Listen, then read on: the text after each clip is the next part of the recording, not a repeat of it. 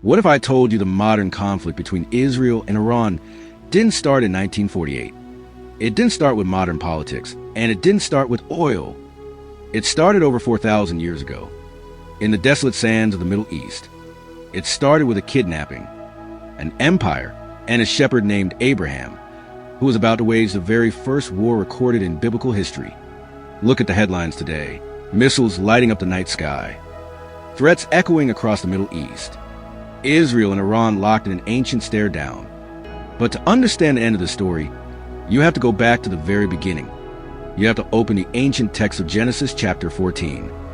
Long before the Persian Empire was born, long before Cyrus the Great ruled or modern leaders took power, there was a kingdom called Elam. Today, we know this land as Iran. And 4,000 years ago, Elam was ruled by a ruthless, ambitious king named Chedorlaomer. He was the undisputed superpower of the ancient Middle East. For 12 long years, the kings of the Jordan Valley, including the infamous and wealthy cities of Sodom and Gomorrah, bowed down to him. They paid him heavy tribute. They surrendered their wealth, their resources, and their pride. They lived in the constant, suffocating fear of his armies. But in the 13th year, they had enough. 5 kings of the valley formed an alliance and rebelled against the empire of Elam. Chedorlaomer did not hesitate. He did not negotiate. He summoned a massive military coalition. For powerful empires joined forces and marched across the desert to crush the rebellion. The Bible details their terrifying campaign. They swept to the land, defeating ancient tribes, crushing fortified cities, and leaving a trail of destruction in their wake. Finally, the 2 massive armies met in the valley of Siddim, a treacherous landscape filled with naturally occurring tar pits near the Dead Sea. The battle was a disaster for rebels. The kings of Sodom and Gomorrah broke rank and fled. Their armies were utterly defeated. The victorious Elamite coalition marched into the undefended cities. They plundered everything. They stripped the storehouses of all their food. They took the gold, the silver, and the livestock. And worse, they took the people as captives to serve as slaves in a foreign land. Among those captives, chained and dragged through the dust toward the kingdom of Elam, was a man named Lot. Lot was not just any citizen. He was a nephew of a peaceful nomad living miles away in the plains of Mamre, a man who had recently left everything he knew because God had promised him that from his bloodline, a great and mighty nation would rise. His name was Abram, the man we now know as Abraham, the father of the nation of Israel. Years earlier, Abram and Lot had separated. Lot had looked at the fertile, wealthy plains of the Jordan Valley and chosen to pitch his tent near Sodom, drawn by the allure of the city. Abram had chosen the rugged, quiet hills. Abram was not a warlord. He was a prophet. He was a builder of altars. He was a man of the tents who spoke with God. But one night, the quiet of his camp is shattered. A lone survivor, covered in the dirt and ash of battle, escapes the carnage. He runs tirelessly through the desert, gasping for breath, until he collapses at the edge of Abram's camp.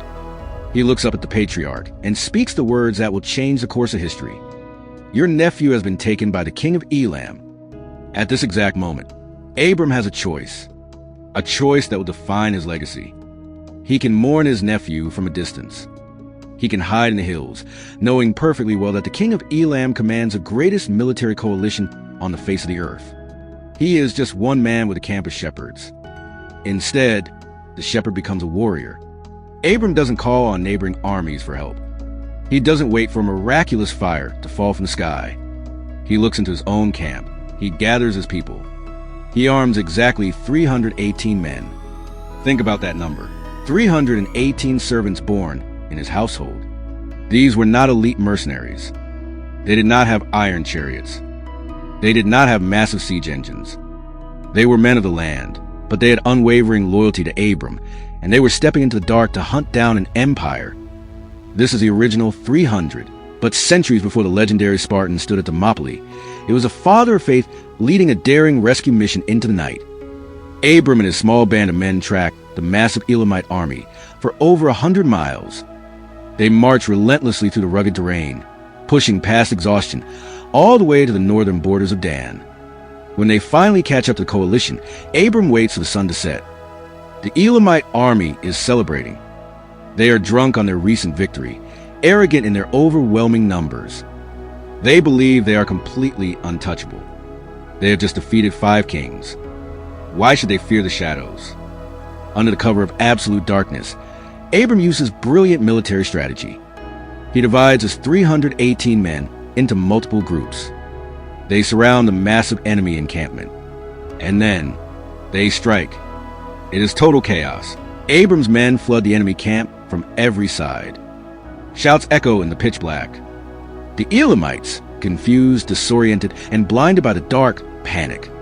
Believing they are under attack by a massive, unseen army, they turn on each other. The greatest superpower of the ancient world breaks rank and scatters in sheer terror. Abram does not stop. He chases King Chedorlaomer and his fleeing forces all the way past Damascus. He hunts them down until the threat is entirely broken. Then he walks into the abandoned enemy camp. He breaks the heavy chains off his nephew Lot. He lifts him from the dust. He recovers every piece of stolen silver, every missing goat, and every single captive woman and child. The very first war between the father of Israel and the ancient empire of Iran ends in a stunning, miraculous victory for a man armed with nothing but 318 loyal men and the spirit of the living God. But this ancient battle was much more than just a daring rescue mission. It was a deeply prophetic foreshadowing of the future. On his triumphant journey back home, Abram experiences something extraordinary. He is met in the valley by a mysterious, divine figure.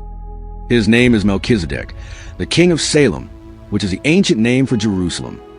Melchizedek is not just a king. He is the priest of God Most High.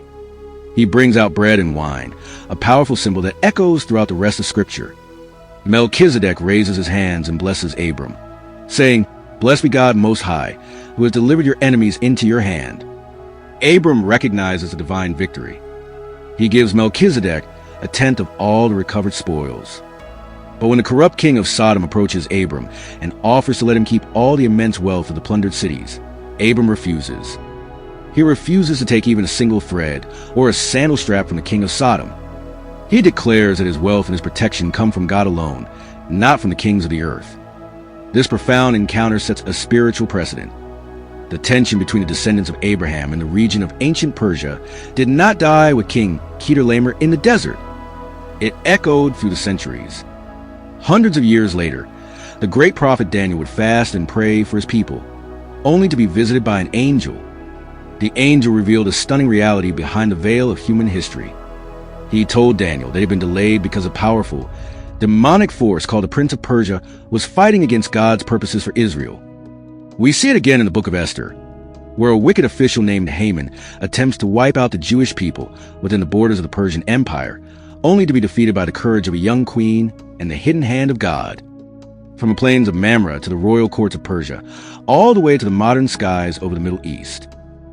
The physical battles we see on the news are often just echoes of an ancient, ongoing spiritual war. But Genesis chapter 14 leaves us with profound, unbreakable truth. It doesn't matter how large the empire is. It doesn't matter how great the coalition of enemies may seem.